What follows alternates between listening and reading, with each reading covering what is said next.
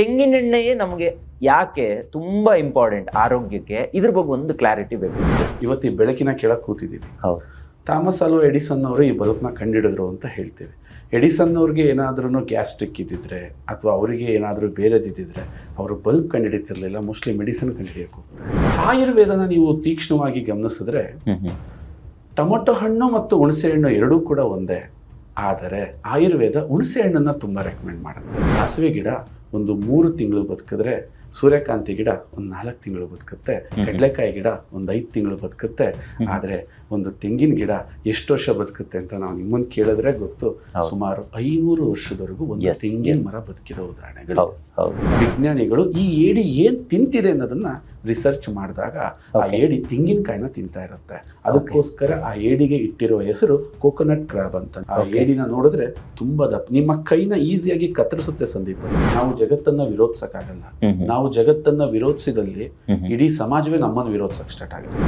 Aluminium ಪಾತ್ರೆಯಲ್ಲಿ ಯಾರು ಉಪ್ಪು ಹುಳಿ ಖಾರವನ್ನ ಬೆರೆಸಿದ ಆಹಾರವನ್ನ ತಾವು ತಿಂತಿರೋ ಆ ಆಹಾರದ ಜೊತೆ ಅಲ್ಯೂಮಿನಿಯಂ ಸಿಲಿಕೇಟ್ ಅನ್ನೋ ಒಂದು ದ್ರಾವಣ ಬಿಡುಗಡೆ ಆಗುತ್ತೆ. ಆ ದ್ರಾವಣ ನೀವು ಜೈಲಿಗೆ ಹೋಗ್ಬೇಕಾದ್ರೆ ಹಿಂಗ್ ಹೋಗ್ತೀರಿ, ಜೈಲಿಂದ ಬರಬೇಕಾದ್ರೆ ಹಿಂಗ ಬರ್ತೀರಿ. ಇವತ್ತೇನಾಗಿದೆ, ಆ ಪೊಲ್ಯೂಷನ್ ಕಂಟಿನ್ಯೂ ಆಗ್ತಾ ಇದೆ. ಈ ಸಂದರ್ಭದಲ್ಲಿ ಆ ತಾಯಿ ಹಾಲಿನ ಗುಣ ಹೊಂದಿರುವ ಯಾವ್ದಾದ್ರು ಒಂದು ಉತ್ಪನ್ನ ಇದೆಯಾ ಅಂತಂದ್ರೆ ಅದು ಈ ಕೋಕೋನಟ್ ಆಯಿಲ್, ತೆಂಗಿನೆಣ್ಣೆ ಆಯಿಲ್. ಇರೋದು ಎಲ್ಲದೂ ವಿಷನೇ. ಸಕ್ಕರೆ ವಿಷ, ಮೈದಾ ವಿಷ, ಡಾಲ್ಡಾ ವಿಷ, ಅದಕ್ಕೆ ಹಾಕಿರೋ ಬಣ್ಣ ವಿಷ, ಎಲ್ಲ ವಿಷಗಳನ್ನ ಹಾಕಿ ಅದಕ್ಕೆ ದೀಪ ಹಚ್ಬಿಟ್ಟು 100 ವರ್ಷ ಬದುಕು ಮಗನೇ ಅಂತ ವಿಷನೇ ತಿನ್ಸಿ ಆರೈಸ್ತಾ ಇದಾರಲ್ಲ ಜನ. ಇದು ನಂಗೆ ನಗು ಬರ್ತಿರುತ್ತೆ. ನನ್ನ ವಂಶದ ಯಾವ ಸದಸ್ಯರು ಚಿಕನ್ನ ತಿಂದೆ ಹೋದಾಗ ನಾನ್ ತಿಂದ್ರೆ ಅದು ಅರ್ಗಲ್ಲ. ಇದು ಸೈನ್ಸ್ ನ ಹೇಳ್ತಾರೆ. ಪ್ರಿಯ ವೀಕ್ಷಕರೇ ನಮಸ್ಕಾರ. ಕಾರ್ಯಕ್ರಮವನ್ನ ನೋಡಿ ಸುಮ್ಮನಾಗಬೇಡಿ, ನಮ್ಮ ವಾಹಿನಿಯನ್ನ ಸಬ್ಸ್ಕ್ರೈಬ್ ಮಾಡ್ಕೊಳ್ಳಿ. ಹಾಯ್ ಹಲೋ ನಮಸ್ಕಾರ ವೀಕ್ಷಕರೇ, ನಾನು ಸಂದೀಪ್ ಶೆಟ್ಟಿ, ಹೆಗ್ಗದ್ದೆ. ಇದು ಹೆಗ್ಗದ್ದೆ ಸ್ಟುಡಿಯೋ. ವೀಕ್ಷಕರೇ, ಹೆಗ್ಗದ್ದೆ ಸ್ಟುಡಿಯೋದಲ್ಲಿ ನೀವೀಗಾಗಲೇ ಆರೋಗ್ಯದ ವಿಚಾರವಾಗಿ ಅನೇಕ ಕಾರ್ಯಕ್ರಮಗಳನ್ನು ನೋಡಿದ್ದೀರಾ. ಸೊ ಆರೋಗ್ಯ ಅಂತ ಹೇಳಿದ ತಕ್ಷಣ ಸುಮಾರು ಜನ ಕಿವಿ ನೆಟ್ಟಗೆ ಮಾಡಿಕೊಂಡು ಸಂದೀಪ್ ಅವ್ರು ಏನು ಹೇಳ್ಬೋದು, ಒಂದು ಕಾರ್ಯಕ್ರಮ ಅಂತ ಹೇಳಿದ್ರೆ ಅದು ಆರೋಗ್ಯಕ್ಕೆ ಬೆಸ್ಟ್ ಕಾರ್ಯಕ್ರಮ ಅಂತ ಹೇಳಿದ್ರೆ ಹೆಗ್ಗದ್ದೆ ಸ್ಟುಡಿಯೋ ಅಂತ ನೋಡುವವರನ್ನ ನಾನು ನೋಡಿದ್ದೀನಿ. ದಾರಿ ಮಧ್ಯೆ ನಾನೆಲ್ಲಾದರೂ ಸಿಕ್ಕಿದ್ರೆ ಅವರಿಗಿರುವಂಥ ಡೌಟ್ಸ್ಗಳನ್ನು ಕೇಳುವವರನ್ನು ಕೂಡ ನೋಡಿದ್ದೀನಿ. ಇವತ್ತಿನ ಒಂದು ಕಾರ್ಯಕ್ರಮವನ್ನು ನೀವೆಲ್ಲ ಕಂಪ್ಲೀಟಾಗಿ ನೋಡಬೇಕು. ಇವತ್ತು ಮಾತ್ರ ಅಲ್ಲ, ಇದು ನಾಳೆಗೂ ಕೂಡ ಜಾಸ್ತಿ ಬಿತ್ತರ ಆಗ್ಬೋದು, ನಾಡಿದ್ದು ಬಿತ್ತರ ಆಗ್ಬೋದು, ಗೊತ್ತಿಲ್ಲ ನನಗೆ. ಇದು ಎಲ್ಲಿವರೆಗೆ ಕರ್ಕೊಂಡು ಹೋಗುತ್ತೆ ನನಗೆ ಗೊತ್ತಿಲ್ಲ. ಅದೇನೋ ಹೇಳ್ತೀವಲ್ಲ, ದಾರಿ ಸವೆಯುವ ತನಕ ನಮ್ಮ ಮೆರವಣಿಗೆ ಇರಬೇಕಂತೆ. ಹಾಗೆ ಈ ಕಾರ್ಯಕ್ರಮವನ್ನು ನಾವು ಆರೋಗ್ಯದ ಕಳಕಳಿಯನ್ನು ಇಟ್ಕೊಂಡೇ ಪ್ರಾರಂಭ ಮಾಡ್ತಾ ಇರುವಂಥದ್ದು. ನಾನೀಗ ಸದ್ಯಕ್ಕೆ ಅರಸೀಕೆರೆಗೆ ಬಂದಿದ್ದೀನಿ. ಅರಸೀಕೆರೆಯಲ್ಲಿ ಬಹಳ ಮುಖ್ಯವಾಗಿ ಎಣ್ಣೆಯ ಬಗ್ಗೆ, ಅಂದರೆ ತೆಂಗಿನೆಣ್ಣೆ, ವರ್ಜಿನ್ ಎಣ್ಣೆ. ನೀವೇನಾದರೂ ಕೇಳಿದಿರಾ? ತೆಂಗಿನ ಎಣ್ಣೆಯನ್ನು ನೀವೆಲ್ಲ ಕೇಳಿರ್ಬೋದು. ಆದರೆ ಇವತ್ತು ಫಸ್ಟ್ ಟೈಮ್ ವರ್ಜಿನ್ ಎಣ್ಣೆಯ ಬಗ್ಗೆ ಒಂದಿಷ್ಟು ಮಾಹಿತಿಯನ್ನು ಕೊಡೋರಿದ್ದೀವಿ. ಸೊ ಈ ಬಗ್ಗೆ ಮಾತಾಡೋದಕ್ಕೆ ನಮ್ಮ ಹೆಗ್ಗದ್ದೆ ಸ್ಟುಡಿಯೋದಲ್ಲಿ ಇವತ್ತು ಎಣ್ಣೆಯ ಬಗ್ಗೆ ಒಂದಿಷ್ಟು ವರ್ಷಗಳಿಂದ ವೈಜ್ಞಾನಿಕವಾಗಿ ವಿಶ್ಲೇಷಣೆಯನ್ನು ಮಾಡಿ ಸಮಾಜದ ಜನರಿಗೆ ಆರೋಗ್ಯ ಎಷ್ಟು ಇಂಪಾರ್ಟೆಂಟ್ ಆಗಿರುತ್ತೆ, ಆರೋಗ್ಯದ ಹಿಂದೆ ಎಣ್ಣೆಯ ಪಾತ್ರ ಎಷ್ಟು ಇರುತ್ತೆ ಅನ್ನೋದ್ರ ಬಗ್ಗೆ ಎಲ್ಲ ಒಂದಿಷ್ಟು ಕೂಲಂಕುಷವಾದ ಮಾಹಿತಿಯನ್ನು ಕೊಟ್ಟು ಪ್ರತಿ ಮನೆಗೂ ಕೂಡ ವರ್ಜಿನ್ ಎಣ್ಣೆಯನ್ನು ತಲುಪಿಸುವ ಜವಾಬ್ದಾರಿಯನ್ನು ಹೊತ್ತಿರುವಂತಹ ಗುರುಲಿಂಗಯ್ಯ ಅವರು ನನ್ನ ಕಾರ್ಯಕ್ರಮದಲ್ಲಿ ಜಾಯ್ನ್ ಆಗಿದ್ದಾರೆ. ಬನ್ನಿ, ನಿಮ್ಮೆಲ್ಲರ ಪರವಾಗಿ ಅವರನ್ನ ಇವತ್ತಿನ ಕಾರ್ಯಕ್ರಮಕ್ಕೆ ಆತ್ಮೀಯವಾದ ಸ್ವಾಗತವನ್ನು ಕೊಡ್ತಾ ಇದ್ದೀನಿ. ಸರ್, ಕಾರ್ಯಕ್ರಮ ನಮಸ್ತೆ ಸರ್. ಬಹಳ ಖುಷಿ ಆಯ್ತು. ನಮಗೂ ಅರಸೀಕೆರೆಗೆ ಬಂದು ನಿಮ್ಮನ್ನ ಇವತ್ತು ಭೇಟಿ ಮಾಡ್ತಾ ಇರೋದು, ಅದು ನಿಮ್ಮ ಮನೆಯಲ್ಲಿ ಹೆಗ್ಗದ್ದೆ ಸ್ಟುಡಿಯೋ ಇವತ್ತಿದೆ. ನನಗೊಂದು ಹೋಪ್ ಇದೆ ಸರ್, 100% ಈ ಕಾರ್ಯಕ್ರಮ ಪ್ರತಿಯೊಬ್ಬರಿಗೂ ಇಷ್ಟ ಆಗುತ್ತೆ. ಯಾಕಂದ್ರೆ ನಿಮ್ಮ ಜೊತೆಗೆ ನಾನು ಒನ್ ಅವರ್ ಕಳೆದಿರ್ಬೋದು. ಆ 1 ಅವರಲ್ಲೇ ಸಿಕ್ಕಾಪಟ್ಟೆ ಇಷ್ಟ ಆಗ್ಬಿಟ್ರಿ. ಆರೋಗ್ಯದ ಬಗ್ಗೆ ನಿಮ್ಗಿರುವ ಮುತುವರ್ಜಿ, ಕಾಳಜಿ ನಿಮ್ಮ ಮನೆಯಲ್ಲಿ ನೋಡಿದ್ರೆ ಗೊತ್ತಾಗುತ್ತೆ ಎಷ್ಟು ಒಳ್ಳೆಯ ನೆಮ್ಮದಿಯ ಆರೋಗ್ಯ ಇರಬೇಕು ಅಂತ. ಅಂದ್ರೆ ಆರೋಗ್ಯ ಅಂದ್ರೆ ದೇಹಕ್ಕೆ ಮಾತ್ರ ಅಲ್ಲ, ಮನಸ್ಸಿಗೂ ಕೂಡ ಆರೋಗ್ಯ ಬೇಕಂತೆ. ಸೊ ಹಾಗಾಗಿ ಇದೆಲ್ಲದ್ರ ಬಗ್ಗೆ ಒಂದಿಷ್ಟು ಮಾತಾಡಬೇಕು. ಅದಕ್ಕೂ ಮುಖ್ಯವಾಗಿ ನೀವು ಈಗ ನನಗೆ ವರ್ಜಿನ್ ಎಣ್ಣೆಯ ಬಗ್ಗೆ ಹೇಳಿದ್ರಿ, ತೆಂಗಿನ ಎಣ್ಣೆಯ ಬಗ್ಗೆ ಹೇಳಿದ್ರಿ. ನಾವೆಲ್ಲ ಕರಾವಳಿಯವರು ಸರ್, ನಾವು ತೆಂಗಿನ ಎಣ್ಣೆಯನ್ನೇ ಜಾಸ್ತಿ ಉಪಯೋಗ ಮಾಡ್ತಿದ್ದಿದ್ದು. ಆದ್ರೆ ಆ ಭಾಗದ ತೆಂಗಿನ ಎಣ್ಣೆಗೂ ಸಿಟಿಯ ಮಂದಿಗೆ ಇಷ್ಟ ಆಗುವಂತ ತೆಂಗಿನ ಎಣ್ಣೆಗೂ ಅಲ್ಲಿರುವಂತ ಆ ಭಾಗದ ಎಣ್ಣೆಯ ಸ್ಮೆಲ್ಗೂ ಇಲ್ಲಿ ತಗೊಳ್ಳುವಂತ ಎಣ್ಣೆಯ ಸ್ಮೆಲ್ಗೆ ಎಲ್ಲೋ ವ್ಯತ್ಯಾಸ ಇದೆ. ಮತ್ತೆ ಅದು ಅಲ್ಲಿನ ಪೀಪಲ್ಗಳಿಗೆ ಅದು ಇಷ್ಟ ಆಗ್ಬೋದು, ಆದ್ರೆ ಇಲ್ಲಿ ಅದು ಬೇರೆ ತರ ಅನಿಸ್ಬೋದು. ನಾನು ತಿನ್ನೋದೇ ಇಲ್ಲ, ಒಂಥರ ಸ್ಮೆಲ್ ಬರುತ್ತೆ, ಈ ತರ ಎಲ್ಲ ಚೇಂಜಸ್ ಆಗುತ್ತೆ. ನಾನು ನಿಮ್ಗೆ ಪ್ರಾರಂಭದಲ್ಲೇ ಕೇಳೋಕೆ ಇಷ್ಟಪಡ್ತೀನಿ, ತೆಂಗಿನೆಣ್ಣೆಯೇ ನಮಗೆ ಯಾಕೆ ತುಂಬಾ ಇಂಪಾರ್ಟೆಂಟ್ ಆರೋಗ್ಯಕ್ಕೆ, ಇದ್ರ ಬಗ್ಗೆ ಒಂದು ಕ್ಲಾರಿಟಿ ಬೇಕು ಸರ್. ಅಂದ್ರೆ ಈ ಹಿಂದೆನೂ ಕೂಡ ಪ್ಯೂರ್ ಎಣ್ಣೆ ಎಲ್ಲಿ ಸಿಗುತ್ತೆ ಹುಡ್ಕೊಂಡು ಹೋಗಿ ಕೆಲವೊಂದು ಮಾಡಿದ್ವಿ, ಆದ್ರೆ ಅದಕ್ಕಿಂತ ಇನ್ನೂ ಪ್ಯೂರ್ ಆಗಿರುವಂತಹ ಎಣ್ಣೆ ಒಂದಿದೆ ಅನ್ನೋದು ನನಗೆ ಗೊತ್ತಿರಲಿಲ್ಲ. ಬಹುಶಃ ಇವತ್ತೇ ಗೊತ್ತಾಗ್ತಿರುವಂಥದ್ದು. ಅದನ್ನ ನಾನು ವೀಕ್ಷಕರಿಗೂ ಕೂಡ ತಲುಪಿಸ್ತಾ ಇದ್ದೀನಿ, ತಿಳಿಸ್ತಾ ಇದ್ದೀನಿ. ವೀಕ್ಷಕರಿಗೂ ಕೂಡ ಅಷ್ಟೇ, ಈ ಕಾರ್ಯಕ್ರಮವನ್ನ ದಯವಿಟ್ಟು ತುಂಬಾ ಜನರಿಗೆ ತಲುಪಿಸ್ಬಿಡಿ. ಅದು ನಿಮ್ಮೇಲೆ ಬಿಟ್ಟಿದ್ದೀವಿ, ಶೇರ್ ಮಾಡಿ ಅಂತ ಹೇಳೋಕೆ ಇಷ್ಟಪಡ್ತೀನಿ. ಯಾಕಂದ್ರೆ ಇದು ಸಿಕ್ಕಾಪಟ್ಟೆ ನಾಲೆಜಬಲ್ ಪ್ರೋಗ್ರಾಮ್. ಇದು 100% ಪ್ರತಿಯೊಬ್ರು ತಿಳ್ಕೊಬೇಕು. ಸರ್, ತೆಂಗಿನ ಎಣ್ಣೆ ಬಗ್ಗೆ ಹೇಳಿ, ಇದನ್ನ ಯಾಕೆ ನಾವು ಬಳಕೆ ಮಾಡಬೇಕು ಅನ್ನೋದ್ರ ಬಗ್ಗೆ ಹೇಳಿ. ತೆಂಗಿನ ಎಣ್ಣೆಯಲ್ಲೂ ವೆರೈಟಿ ಇರುತ್ತಾ ಅನ್ನೋದ್ರ ಬಗ್ಗೆ ಒಂದು ಕ್ಲಾರಿಟಿ ಕೊಡಿ. ಖಂಡಿತ ಸರ್. ಮೊದಲನೇದಾಗಿ ನಿಮಗೆ ತುಂಬ ಹೃದಯದ ಧನ್ಯವಾದ. Thank you sir. ಯಾಕೆ ಅಂತಂದ್ರೆ ನೋಡಿ, ಆರೋಗ್ಯ ಅಂತ ಬಂದಾಗ ನಿಮಗೆ ನಾನು ಎಷ್ಟು ದುಡ್ಡು ಕೊಟ್ಟರು ಅದು ನಿಮ್ಮ ಕೈಲಿರಲ್ಲ. ಕೊಟ್ಟ ದುಡ್ಡು ಕೈಲೂ ಇರಲ್ಲ. ನೀವು ಏನನ್ನ ಬೇಕಾದರೂ ನನ್ನ ಹತ್ರ ಶೇರ್ ಮಾಡ್ಬೋದು, ಹಣ ಶೇರ್ ಮಾಡ್ಬೋದು, ಏನ್ ಬೇಕಾದ್ರೂ. ಆದ್ರೆ ಆರೋಗ್ಯನ ಶೇರ್ ಮಾಡೋಕ್ಕಾಗಲ್ಲ. ಹೌದು. ನಮ್ಮಿಂದ ಕೀಳಲೇ ಆಗದಂತಹ ಒಂದು ಅದ್ಭುತವಾದ ನಮ್ಮತನ ಅಂತ ಏನಾದ್ರು ಇದ್ರೆ ಅದು ಆರೋಗ್ಯ. ನಾನು ಹಲವಾರು ಕಡೆ ಮಾತಾಡ್ಬೇಕಾದ್ರೆ ಒಂದು ಮಾತನ್ನ ತಿಳಿಸ್ತಾ ಇರ್ತೀನಿ. ಈ ಜಗತ್ತಲ್ಲಿ ಏನೇನು ಅದ್ಭುತ ಸೃಷ್ಟಿಯಾಗಿದೆಯಲ್ಲ, ಅದು ಯಾರಿಂದ ಅಂದ್ರೆ ಆರೋಗ್ಯವಂತರಿಂದ. ಒಂದು ಮಾತನ್ನ ನಿಮಗೆ ಹೇಳಕ್ ಇಷ್ಟಪಡ್ತೀನಿ. ಇವತ್ತು ಈ ಬೆಳಕಿನ ಕೆಳಗೆ ಕೂತಿದ್ದೀವಿ. ಥಾಮಸ್ ಆಲ್ವಾ ಎಡಿಸನ್ ಅವರು ಈ ಬಲ್ಬ್ನ ಕಂಡಿಡಿದ್ರು ಅಂತ ಹೇಳ್ತೀವಿ. ಎಡಿಸನ್ ಅವ್ರಿಗೆ ಏನಾದ್ರೂ ಗ್ಯಾಸ್ಟ್ರಿಕ್ ಇದ್ದಿದ್ರೆ ಅಥವಾ ಅವರಿಗೆ ಏನಾದರೂ ಬೇರೆದಿದ್ದಿದ್ರೆ ಅವರು ಬಲ್ಬ್ ಕಂಡುಹಿಡಿತಿರ್ಲಿಲ್ಲ, ಮೋಸ್ಟ್ಲಿ ಮೆಡಿಸಿನ್ ಕಂಡುಹಿಡಿಯಕ್ಕೆ ಹೋಗ್ತಾ ಇದ್ರು. ಕುವೆಂಪು ಅವರು ಶ್ರೀ ರಾಮಾಯಣ ದರ್ಶನಂ ಬರೆದ್ರು ಅಂತ ಕೇಳ್ತೀವಿ. ಯಾಕೆ ಅಂಥ ಸುಂದರವಾದ ಕಾವ್ಯ, ಮಲೆಗಳಲ್ಲಿ ಮದುಮಗಳು, ಶಿವರಾಮ ಕಾರಂತರ ಕಾವ್ಯಗಳು, ಇವೆಲ್ಲ ನಾವು ಓದಿದಾಗ ಅಂದ್ಕೋತಾ ಇರ್ತೀವಿ ಇದು ಸೃಷ್ಟಿಯಾಗಕ್ಕೆ ಕಾರಣ ಏನು ಅಂತ. ಉತ್ತಮವಾದ ಆರೋಗ್ಯ. ಇವತ್ತು ಜನ ಏನ್ ಮಾಡ್ತಾ ಇದ್ದಾರೆ, ದುಡ್ಡಿನಿಂದ ಹೊಡ್ತಾರೆ. ಆದ್ರೆ ದುಡ್ಡಿನ ಮುಂದೆ ಇರ್ತಕ್ಕಂಥ ಆರೋಗ್ಯದ ಬಗ್ಗೆ ಸ್ವಲ್ಪ ಯೋಚನೆ ಮಾಡ್ಬಿಟ್ರೆ ಅದರಂತ ದೊಡ್ಡದು ಯಾವುದೂ ಇಲ್ಲ. ಬನ್ನಿ, ನೀವು ಇವತ್ತು ಕ್ವಶನ್ ನನಗೆ ಬಹಳ ಒಳ್ಳೆ ಪವರ್ಫುಲ್ ಕ್ವಶನ್ ಕೇಳಿದ್ದೀರಿ, ತೆಂಗಿನ ಎಣ್ಣೆನೇ ಯಾಕೆ ತಿನ್ಬೇಕು ಅಂತ. ನೋಡಿ ಸಂದೀಪ್, ಇವತ್ತಿನ ಪ್ರಪಂಚ ಹೇಗಿದೆ ಅಂತಂದ್ರೆ, ನಾನು ಕೊಡ್ತಕ್ಕಂಥ ದುಡ್ಡಿಗೆ ಎಕ್ಸ್ಟ್ರಾ ಏನ್ ಸಿಗುತ್ತೆ ಅಂತ ನಾವು ನೋಡ್ತೀವಿ. ಫ್ರೀ ಇದೆಯಾ ಅಂತ ನೋಡಿ, ಫ್ರೀ ಇದೆಯಾ, ಎಕ್ಸ್ಟ್ರಾ ಇದೆಯಾ. ಈಗ ಮಾರ್ಕೆಟಿಂಗ್ ಟ್ರೆಂಡ್ ಕೂಡ ಹಂಗೆ ಆಗಿದೆ. ಯಾವ ತರ ಇದೆ ಅಂತಂದ್ರೆ, ಈ ಕಾರ್ ತಗೊಳ್ಳಿ 5 ವರ್ಷ ಎಕ್ಸ್ಟ್ರಾ ವಾರಂಟಿ ಕೊಡ್ತೀವಿ, ನಮ್ಮ ಹತ್ರ ನೀವು ಈ ಸೋಪ್ ತಗೊಂಡ್ರೆ ಇನ್ನೊಂದು ಸೋಪ್ ಫ್ರೀ ಕೊಡ್ತೀವಿ. ಕರೆಕ್ಟ್ ಸಂದೀಪ್, ನಾನು ನಿಮಗೇನಾದ್ರೂ ಆಫರ್ ಮಾಡಿದ್ರೆ ನೀವು ತೆಂಗಿನ ಎಣ್ಣೆನ ತಿನ್ನಿ ಇನ್ನೂ 20 ವರ್ಷ ಎಕ್ಸ್ಟ್ರಾ ಬದುಕ್ತೀರಾ ಅಂತ ಹೇಳಿದ್ರೆ ನಿಮಗೆ ಎಷ್ಟು ಖುಷಿ ಆಗತ್ತೆ ಅಂದ್ರೆ, ಏನು ವಸ್ತು ಆಫರ್ ಮಾಡ್ಬೋದು, ಆದ್ರೆ ಲೈಫ್ನೇ ಆಫರ್ ಮಾಡ್ತಕ್ಕಂಥ ಕೆಲಸ ಇದು. ಆಶ್ಚರ್ಯ ಆಗತ್ತೆ. ಈಗ ನನ್ನ ಪ್ರತಿ ಮಾತಿಗೆ ನಾನು ವೈಜ್ಞಾನಿಕ ವಿಶ್ಲೇಷಣೆಯನ್ನ ಕೊಡ್ತಾ ಹೋಗ್ತೀನಿ. ನೋಡಿ ಸಂದೀಪ್, ನಿಮ್ಮಲ್ಲಿ ಜೀನ್ಸ್ ಇದೆ. ಹೌದು. ಅದೇ ತರ ಪ್ರತಿಯೊಂದು ಗಿಡದಲ್ಲೂ ಕೂಡ ಒಂದು ಜೀನ್ಸ್ ಇರುತ್ತೆ. ಆ ಗಿಡದಲ್ಲಿ ಇರ್ತಕ್ಕಂತಹ ಜೀನ್ಸ್ ಏನಿರುತ್ತೆ ಅದು ಮನುಷ್ಯನ ಮೇಲೆ ಪ್ರಭಾವ ಬೀರ್ತಕ್ಕಂಥ ಸಾಧ್ಯತೆಗಳು ಜಾಸ್ತಿ ಇರುತ್ತೆ. ಆಯುರ್ವೇದನ ನೀವು ತೀಕ್ಷ್ಣವಾಗಿ ಗಮನಿಸಿದ್ರೆ ಟೊಮೊಟೊ ಹಣ್ಣು ಮತ್ತು ಹುಣಸೆ ಹಣ್ಣು ಎರಡೂ ಕೂಡ ಒಂದೇ. ಆದರೆ ಆಯುರ್ವೇದ ಹುಣಸೆ ಹಣ್ಣನ್ನ ತುಂಬಾ ರೆಕಮೆಂಡ್ ಮಾಡುತ್ತೆ. ಯಾಕೆ ಅಂತ ನೋಡಿದ್ರೆ ಎರಡು ಹುಳಿನೇ, ಎರಡರಿಂದನೂ ಸಾಂಬಾರ್ ಆಗುತ್ತೆ, ಎರಡರಿಂದನೂ ಚಿತ್ರಾನ್ನ ಆಗುತ್ತೆ. ಆದ್ರೆ ಹುಣಸೆ ಹಣ್ಣು ಯಾಕೆ ಅಂತಂದ್ರೆ, ಟೊಮೊಟೊ ಹಣ್ಣು ಕೇವಲ 3 ರಿಂದ 4 ತಿಂಗಳು ಬದುಕ್ತಕ್ಕಂತಹ ಗಿಡ. ಟೊಮೊಟೊ ಗಿಡಕ್ಕೆ ಈಸಿಯಾಗಿ ರೋಗಗಳು ಬರುತ್ತೆ. ಬಿಸಿಲನ್ನ ಅತಿಯಾಗಿ ಸಹಿಸೋ ಶಕ್ತಿ ಇಲ್ಲ, ಮಳೆಯನ್ನ ಅತಿಯಾಗಿ ಸಹಿಸೋ ಶಕ್ತಿ ಇಲ್ಲ. ಯಾವ್ದಾದ್ರೂ ಒಬ್ಬ ಮನುಷ್ಯ ಹೋದ್ರೆ ಒಂದು ಟೊಮೊಟೊ ಗಿಡನ ಹೀಗೆ ಕಿತ್ತು ತೆಗಿಬೋದು. ಆದರೆ ಒಂದು ಹುಣಸೆ ಮರದ ಆಯಸ್ಸನ್ನ ನೋಡಿದ್ರೆ 1000 ವರ್ಷ ಬದುಕುತ್ತೆ. ಹುಣಸೆ ಮರನ ಯಾರು ಈಸಿಯಾಗಿ ಕೀಳಕ್ಕಾಗಲ್ಲ. ಬಿಸಿಲಿರ್ಲಿ, ಚಳಿ ಇರಲಿ, ಮಳೆ ಇರಲಿ. ಅಂದ್ರೆ ಹುಣಸೆ ಮರದ ಆ ಸ್ವಾಭಾವಿಕ ಗುಣಗಳು ಆ ಹುಣಸೆ ಕಾಯಲ್ಲಿ ಇರೋದ್ರಿಂದ ಅದನ್ನ ತಿನ್ನೋದ್ರಿಂದ ಮನುಷ್ಯನ ಮೇಲೆ ಪ್ರಭಾವ ಬೀರುತ್ತೆ ಅನ್ನೋದು ವೈಜ್ಞಾನಿಕ ವಿಶ್ಲೇಷಣೆ ಸಂದೀಪ್. ಈಗ ಬನ್ನಿ, ಎಣ್ಣೆಗಳ ಬಗ್ಗೆ ನಾನು ಸೂರ್ಯಕಾಂತಿ ಎಣ್ಣೆ ಕೆಟ್ಟದ್ದು, ಕಡಲೆಕಾಯಿ ಎಣ್ಣೆ ಕೆಟ್ಟದ್ದು ಅಂತ ಖಂಡಿತ ನಾನು ತಿಳ್ಸಕ್ ಇಷ್ಟಪಡಲ್ಲ. ಯಾಕೆಂದ್ರೆ ಪ್ರತಿಯೊಂದು ಬೆಳೆ ಬೆಳೀತಕ್ಕಂಥ ಬೆಳೆಗಾರರಿದ್ದಾರೆ. ಆದ್ರೆ ಸಾಸಿವೆ ಗಿಡ ಒಂದು 3 ತಿಂಗಳು ಬದುಕಿದ್ರೆ, ಸೂರ್ಯಕಾಂತಿ ಗಿಡ ಒಂದು 4 ತಿಂಗಳು ಬದುಕುತ್ತೆ, ಕಡಲೆಕಾಯಿ ಗಿಡ ಒಂದು 5 ತಿಂಗಳು ಬದುಕುತ್ತೆ. ಆದ್ರೆ ಒಂದು ತೆಂಗಿನ ಗಿಡ ಎಷ್ಟು ವರ್ಷ ಬದುಕುತ್ತೆ ಅಂತ ನಾವು ನಿಮ್ಮನ್ನು ಕೇಳಿದ್ರೆ ಗೊತ್ತು.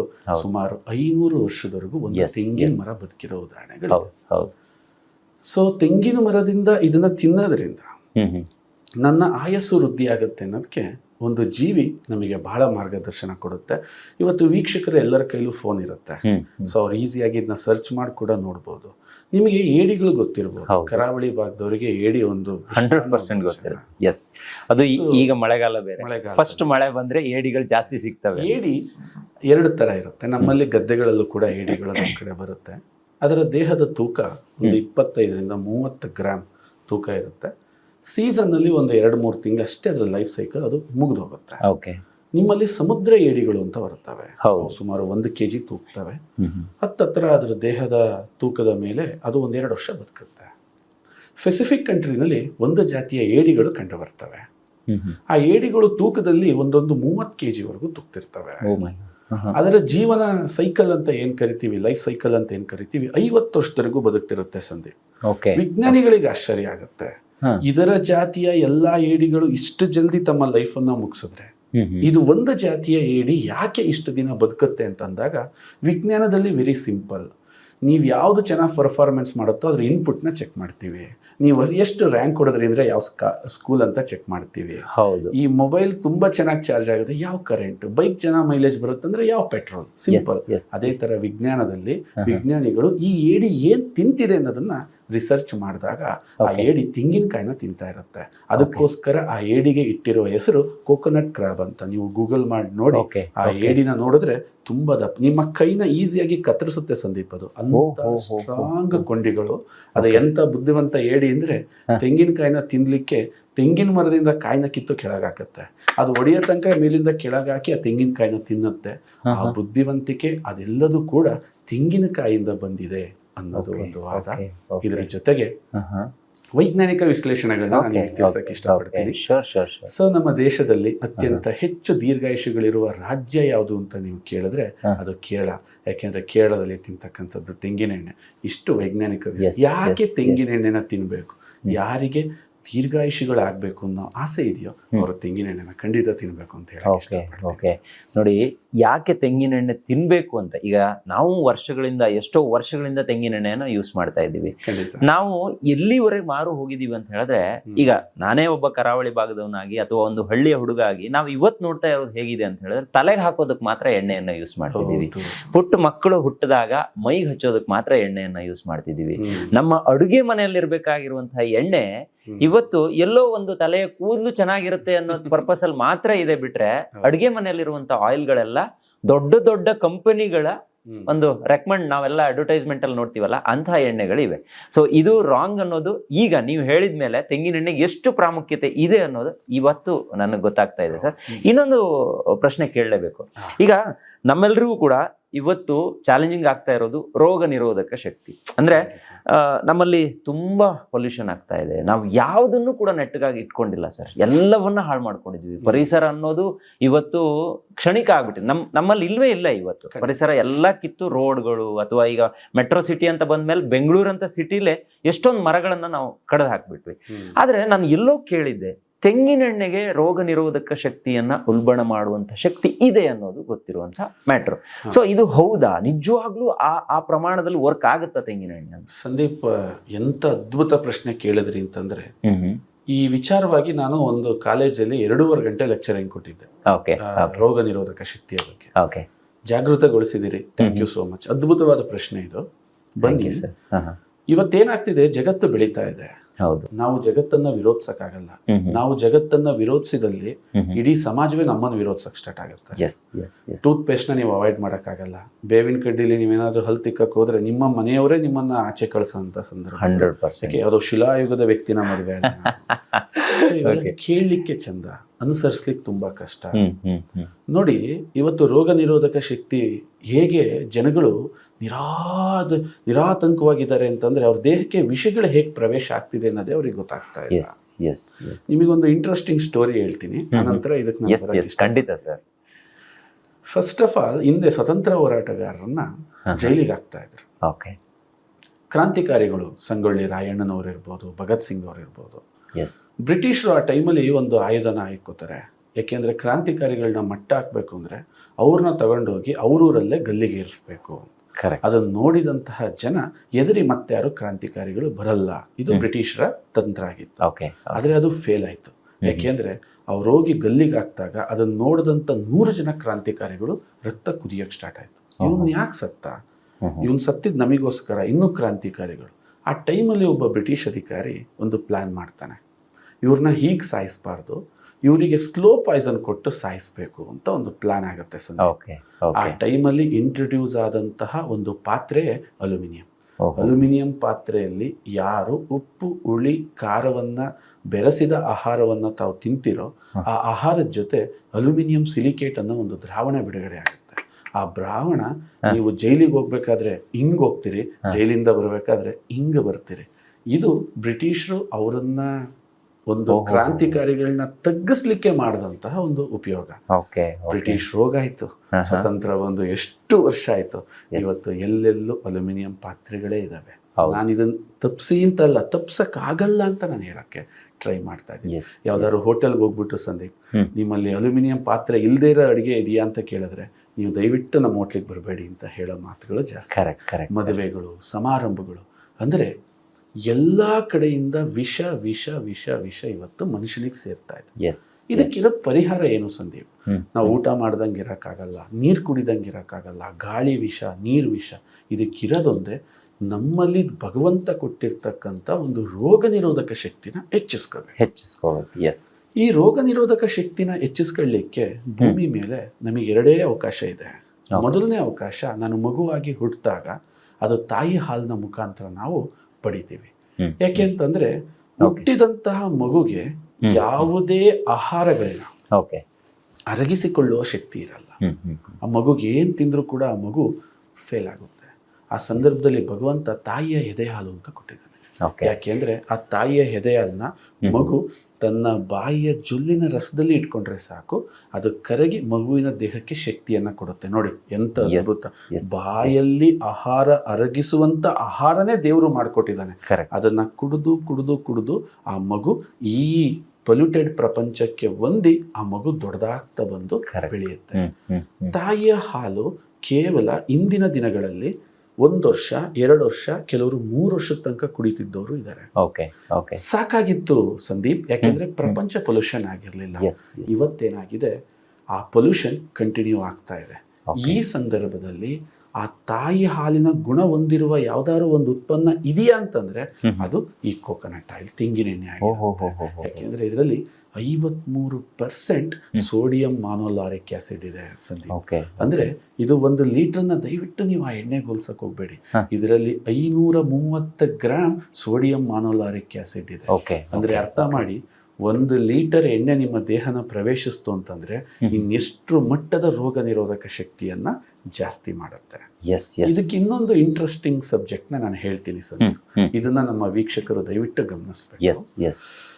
ಸಂದೀಪ್, ಇವತ್ತು ಮಾರ್ಕೆಟ್ ಅಲ್ಲಿ ತುಂಬಾ ಮೆಡಿಸಿನ್ಸ್ ಬಂದಿದೆ. ನಾನು ಯಾವ ಮೆಡಿಸಿನ್ಸ್ನೂ ವಿರೋಧಿಸಲ್ಲ, ಆದ್ರೆ ನಾನು ವೈಜ್ಞಾನಿಕವಾಗಿ ಕೆಲವು ಪ್ರಶ್ನೆಗಳು ಕೇಳ್ತೀನಿ, ಆ ಪ್ರಶ್ನೆಗೆ ಉತ್ತರ ಕೊಡಿ ಅಂತ ಹೇಳ್ತೀನಿ. ನಿಮ್ಮ ಕಾರ್ಯಕ್ರಮನ ಸುಮಾರು ಜನ ಡಾಕ್ಟರ್ಸ್ ಕೂಡ ನೋಡ್ತಿರ್ಬೋದು.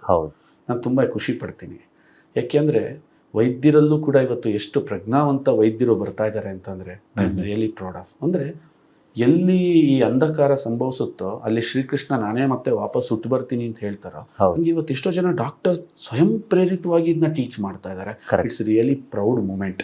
ಈ ಮೂಮೆಂಟ್ ನ ನಾನು ಪ್ರೌಡ್ ಮೂಮೆಂಟ್ ಅಂತ ಹೇಳಕ್ ಇಷ್ಟಪಡ್ತೀನಿ. ಇದೇ 20 ವರ್ಷದಿಂದ ಡಾಕ್ಟರ್ಗಳಿಗೆ ಮಾತಾಡ್ತಾ ಇರ್ಲಿಲ್ಲ ಸಂದೀಪ್. ಯಾವುದೇ ಆಹಾರ ನಿಮ್ಮ ದೇಹದಲ್ಲಿ ಅರಗಬೇಕು ಅಂತಂದ್ರೆ ಅದು ನಿಮ್ಮ ಜೆನೆಟಿಕಲಿ ಡಿಸೈಡ್ ಆಗಿರುತ್ತೆ. ಫಸ್ಟ್ ಅರ್ಥ ಮಾಡ್ಕೊಳ್ಳಿ. ಅರ್ಥ ಆಗಂಗೆ ಹೇಳ್ತೀನಿ, ವೀಕ್ಷಕರು ಕನ್ಫ್ಯೂಸ್ ಆಗ್ಬಾರ್ದು. ಜೆನೆಟಿಕಲಿ ಅಂದ್ರೆ ಏನು ನೋಡಿ ಸಂದೀಪ್, ನಾನು ನಿಮಗೊಂದು ಕಡೆ ಕೇಕ್ ಇಡ್ತೀನಿ, ಇನ್ನೊಂದು ಕಡೆ ಒಂದು ನಿಮ್ಮ ಕರಾವಳಿಯ ಭಾಗದ ಒಂದು ಸ್ವೀಟ್ ಗೋಧಿ ಪಾಯಸ ಏನೋ ನಮ್ಮ ಪೂರ್ತಿ ಆಕರ್ಷಣೆ ಕೇಕ್ ಕಡೆಗೆ ಹೋಗುತ್ತೆ. ಯಾಕೆ? ನೋಡ್ಲಿಕ್ಕೆ ಚೆನ್ನಾಗಿದೆ, ಕ್ರೀಮಿ ಆಗಿದೆ, ಟೇಸ್ಟಿ ಆಗಿದೆ. ತಗೊಂಡು ಕೇಕ್ನ ಬಾಯಿಗೆ ಇಡ್ತೀರಾ, ಇಟ್ಟ 10 ನಿಮಿಷದಲ್ಲೇ ನಿಮ್ಮ ಹೊಟ್ಟೆ ನುಲಿಯಕ್ಕೆ ಸ್ಟಾರ್ಟ್ ಆಗುತ್ತೆ. ಇನ್ನ ಅರ್ಧ ಗಂಟೆ ಬಿಟ್ಟು ಇನ್ನೊಂದು ಪೀಸ್ ಕೇಕ್ನ ನಿಮಗೆ ರೆಕಮೆಂಡ್ ಮಾಡಿದ್ರೆ ನೀವು ಅದನ್ನು ತಿನ್ನಲ್ಲ. ಅಕಸ್ಮಾತ್ ತಿಂದ್ರೂ ಕೂಡ ನಿಮಗದು ಹೆರಿಟೇಟ್ ಆಗುತ್ತೆ. ಇನ್ನೊಂದು ಗಂಟೆ ಬಿಟ್ಟು ಇನ್ನೊಂದು ಪೀಸ್ ಕೇಕ್ನ ಕೊಟ್ರಿ ಅಂತಂದ್ರೆ ನೀವು ವಾಮಿಟ್ನೇ ಮಾಡ್ತೀರಾ. ಅಬ್ಸರ್ವ್ ಮಾಡಿ. ಇದು ಪಿಜ್ಜಾ ಆಗಿರ್ಬೋದು, ಬರ್ಗರ್ ಆಗಿರ್ಬೋದು, ಇವತ್ತಿನ ಆಧುನಿಕ ಪ್ರತಿಯೊಂದು ಫುಡ್ಗಳನ್ನು ನಮ್ಮ ದೇಹ ಒಂದ್ಸರಿ ಆಸೆಲ್ ತಿಂತೀರಿ, ಮತ್ತೆ ರಿಪೀಟ್ ತಿನ್ನಕ್ಕಾಗಲ್ಲ. ಅದೇ ಗೋಧಿ ಪಾಯಸನ ತಿನ್ನಿ, ನಿಮ್ಗೇನೂ ಆಗಲ್ಲ. ಅದೇ ಅನ್ನ ಸಾರನ್ನ ನೀವು 3 ಹೊತ್ತು ತಿಂತೀರಾ, ಏನೂ ಆಗಲ್ಲ. ಯಾಕೆ ಗೊತ್ತಾ ಸಂದೀಪ್? ನಿಮ್ಮ ಯಾವ ಆಹಾರವನ್ನು ತಿಂದರೆ ಆ ಆಹಾರ ಅರಗಲಿಕ್ಕೆ ಅದಕ್ಕೆ ಬೇಕಾದಂಥ ಡೈಜೆಸ್ಟಿವ್ ಜ್ಯೂಸ್ನ ಜನರೇಟ್ ಮಾಡೋದು ನಿಮ್ಮ ಲಿವರ್. ಎಸ್ ಅದು ನಿಮ್ಮ ಜೆನೆಟಿಕಲಿ ಬಂದಿರುತ್ತೆ. ಕರೆಕ್ಟ್. ಆ ನಿಮ್ಮ ಜೆನೆಟಿಕಲಿ ಇಲ್ಲದೆ ಇರೋ ಆಹಾರನ ನೀವು ತಿಂದಾಗ ಆ ಆಹಾರಕ್ಕೆ ಯಾವುದೇ ಜ್ಯೂಸ್ನ ಉತ್ಪತ್ತಿ ಮಾಡದಲ್ಲೇ ನಿಮ್ಮ ಲಿವರ್ ಕನ್ಫ್ಯೂಸ್ ಆಗುತ್ತೆ. ಇದನ್ನ ಜನ ಅರ್ಥ ಮಾಡ್ಕೋಬೇಕು. ನನಗೆ ನಗು ಬರ್ತಿರುತ್ತೆ ಸಂದೀಪ್, ಇವತ್ತೆಷ್ಟು ಸೆಲೆಬ್ರೇಷನ್ಗಳಾಗ್ತಾ ಇದ್ದಾವೆ, ವಿಚಿತ್ರ ಕೇಕ್ಗಳು. ನನಗೆ ಆಶ್ಚರ್ಯ ಆಗ್ತಿರುತ್ತೆ, 3 ವಿಷ, ಅದರ ಕೇಕಲ್ಲಿರೋದು ಎಲ್ಲದೂ ವಿಷನೇ. ಸಕ್ಕರೆ ವಿಷ, ಮೈದಾ ವಿಷ, ಡಾಲ್ಡಾ ವಿಷ, ಅದಕ್ಕೆ ಹಾಕಿರೋ ಬಣ್ಣ ವಿಷ, ಎಲ್ಲ ವಿಷಗಳನ್ನ ಹಾಕಿ ಅದಕ್ಕೆ ದೀಪ ಹಚ್ಬಿಟ್ಟು 100 ವರ್ಷ ಬದುಕು ಮಗನೇ ಅಂತ ವಿಷನೇ ತಿನ್ಸಿ ಆರೈಸ್ತಾ ಇದ್ದಾರಲ್ಲ ಜನ. ಇದು ನನಗೆ ನಗು ಬರ್ತಿರುತ್ತೆ. ಫಸ್ಟ್ ಆಫ್ ಆಲ್ ನಾನು ಕೇಕ್ ತಿನ್ನಲ್ಲ, ನನಗೆ ಯಾರು ಕೇಕ್ ತಿನ್ಸಕ್ಕಾಗಲ್ಲ. ನನ್ ಬರ್ಡೇ ಸಿಂಪಲ್ ಆಗಿ ಮಾಡಿ, ಯಾಕೆಂತಂದ್ರೆ ಜನ್ಮದಿನ ಅಂತ ನಗು ಬರುತ್ತೆ ನನಗೆ. ಎಲ್ಲಿ ನೋಡು ಕೇಕ್, ಯಾವ್ದು ನೋಡು ಕೇಕ್. ಮಾಡರ್ನ್ ಟಚ್ ಆಗ್ಬಿಟ್ಟಿದೆಯಲ್ಲ, ಸೊ ಕೇಕ್ ಬಂದಿಲ್ಲ ಅಂದ್ರೆ ಬರ್ಡೇ ಅನ್ನೋದೇ ಕಂಪ್ಲೀಟ್ ಅಲ್ವೇನೋ ಅನ್ನೋ ತರ ಆಗಿದೆ. ಹಿಂದಿನ ಕಾಲದಲ್ಲಿ ಒಂದು ಆರತಿ ಇತ್ತು, ಅವರು ಎಸ್ ಆ ನೀರನ್ನ ತಗೊಂಡು ಅದನ್ನ ಈ ಕಾರ್ಯಕ್ರಮಕ್ಕಲ್ಲ ಅದು, ಬಟ್ ಅದ್ರ ಬಗ್ಗೆ ನಾವು ಹೇಳಿದ್ರೆ ಎಷ್ಟು ಎನರ್ಜಿನ ಅವನಲ್ಲಿ ಸೇರಿಸ್ತಾ ಇದ್ರು. ನಮ್ಮ ಪ್ರತಿಯೊಂದು ಪರಂಪರೆಯ ಕಾರ್ಯಕ್ರಮಗಳನ್ನ ನಾವು ನೋಡಿದ್ರೆ. ಬಟ್ ಈಗಿನ ಜನ ನಿಮ್ಮ ಪ್ರಯತ್ನ ಏನಿರಬೇಕು ಸಂದೀಪ್ ಅಂದ್ರೆ ಅಲ್ಲಿ ವಾಪಸ್ ಕರ್ಕೊಬರೋ ತರ ಇರಬೇಕು. ಈ ಉಚ್ಚಾಟನ ತಪ್ಪಿಸ್ಬೇಕು. ಆ ವಿಷವನ್ನ ತಿನ್ಸಿ ಏನೂ ಮಾಡೋಕ್ಕಾಗಲ್ಲ. ಸಂದೀಪ್, ಈ ತರ ಇರ್ತಕ್ಕಂಥ ನಮ್ಮ ಡೈಜೆಸ್ಟಿವ್ ಸಿಸ್ಟಮ್ಗೆ ಇವತ್ತು ಏನು ಜನ ಹ್ಯೂಮನ್ ಸಿಸ್ಟಮ್ಗೋಸ್ಕರ ಮಾಡ್ರನ್ ಪ್ರೋಟೀನ್ ಪೌಡರ್ಗಳು ಏನೇನು ವಿಚಿತ್ರವನ್ನ ತಿಂತಾ ಇದ್ದಾರೆ, ಸಾಧ್ಯನೇ ಇಲ್ಲ ಸಂದೀಪ್. ನಿಮ್ಮ ಲಿವರ್ಗೆನೆ ಅದೊಂದು ಸರ್ಪ್ರೈಸ್ ಆಗಿರುತ್ತೆ, ಯಾಕೆಂದ್ರೆ ಆ ವಸ್ತು ಪರಿಚಯನೇ ಇಲ್ಲ. ನಿಮಗೊಂದು ಸೂಕ್ಷ್ಮವಾಗಿ ಒಂದು ಮಾತು ಹೇಳ್ತೀನಿ. ವೆಜಿಟೇರಿಯನ್ ಆಗಿದ್ದಂಥವ್ರು ಮಧ್ಯದಲ್ಲಿ ನಾನ್ ವೆಜಿಟೇರಿಯನ್ ಆಗ್ತಾರೆ. ನಾನು ಇಲ್ಲಿ ವೆಜ್ ತಪ್ಪು ನಾನ್ ವೆಜ್ ತಪ್ಪು ಮಾತಾಡಲ್ಲ, ಅದು ಅವರವರ ಕ್ರಮಕ್ಕೆ ಎರಡೂ ಸರಿನೇ. ಆದರೆ ಅವನಿಗೆ ಸ್ವಲ್ಪ ಆರೋಗ್ಯ ಕೆಡ್ತದೆ, ಕೆಟ್ಟಾಗ ದೇವ್ರ ಶಾಪ ಕೊಟ್ಟ ಅಂತೀವಿ. ಅದು ದೇವ್ರ ಶಾಪ ಕೊಡೋದಲ್ಲ ಸಂದೀಪ್. ನಾನೀಗ ವೆಜಿಟೇರಿಯನ್ ಇದ್ದೀನಿ, ಚಿಕನ್ನ ಅರಗಿಸೋ ಶಕ್ತಿ ನನ್ನ ಲಿವರ್ಗೆ ಖಂಡಿತ ಇಲ್ಲ. ಯಾಕೆಂದ್ರೆ ನನ್ನ ತಾತ, ನಮ್ಮ ಮುತ್ತಾತ, ನನ್ನ ವಂಶದ ಯಾವ ಸದಸ್ಯರು ಚಿಕನ್ನ ತಿಂದೆ ಹೋದಾಗ ನಾನು ತಿಂದ್ರೆ ಅದು ಅರಗಲ್ಲ. ಇದು ಸೈನ್ಸ್ ನ ಹೇಳ್ತಕ್ಕಂಥ. ಹಾಗಾಗಿ ಅಮೆರಿಕಾದ ಫುಡ್ ಇಂಡಿಯಾದವ್ರಿಗೆ ಅಡ್ಜಸ್ಟ್ ಆಗಲ್ಲ, ಇಂಡಿಯಾದ ಫುಡ್ ಅಮೆರಿಕಾದವ್ರಿಗೆ ಅಡ್ಜಸ್ಟ್ ಆಗಲ್ಲ. ಇಂಥ ಸಿಚುವೇಶನ್ ಅಲ್ಲಿ ಹುಚ್ಚು ಮೆಡಿಸನ್ಗಳನ್ನ ಜನ ತಿಂತಾ ಇದಾರಲ್ಲ, ತಿಂದು 1 ವರ್ಷಕ್ಕೆ ಸುಸ್ತಾಗ್ತಾರೆ. ನೀವು ಕೇಳಿರ್ಬೋದು, ಫೀಲ್ಡ್ ಅಲ್ಲಿ ನಾನಾ ತರದ ಪ್ರಯತ್ನ ಪಡ್ತಾರೆ. ಇದರೊಳಗೆಲ್ಲ ತೆಂಗಿನೆಣ್ಣೆ ಹೆಂಗ್ ಉತ್ತರ ಆಗುತ್ತೆ ಅಂದ್ರೆ ಸಂದೀಪ್, ಇದರಲ್ಲಿ ಸೋಡಿಯಂ ಮಾನೋಲಾರಿಕ್ ಆಸಿಡ್ ಅನ್ನೋ ಒಂದು ಅಂಶ ಇದೆ. ನಿಮ್ಮಲ್ಲಿ ಒಂದು ಅಮೃತ ನೀವು ಸೃಷ್ಟಿ ಮಾಡ್ತಾ ಇದ್ದೀರಾ, ಅದೇ ನಿಮ್ಮ ಸಲೈವ, ನಮ್ಮ ಬಾಯಲ್ಲಿ ಜೊಲ್ಲು, ಅದು ಅಮೃತಕ್ಕೆ ಸಮಾನ. ನಿಮ್ಮ ದೇಹದ ಪ್ರತಿಯೊಂದು ಪ್ರಾಬ್ಲಮ್, ಈಗ ಸಂದೀಪ್ ನಾನು ನಿಮ್ಮ ಕಾಲ್ನ ಚಿವುಡ್ತೇನೆ, ಬಾಯಲ್ಲೇ ಹೇಳ್ತಿರಲ್ವಾ ಕಾಲ್ ನೋಯ್ತಿದೆ.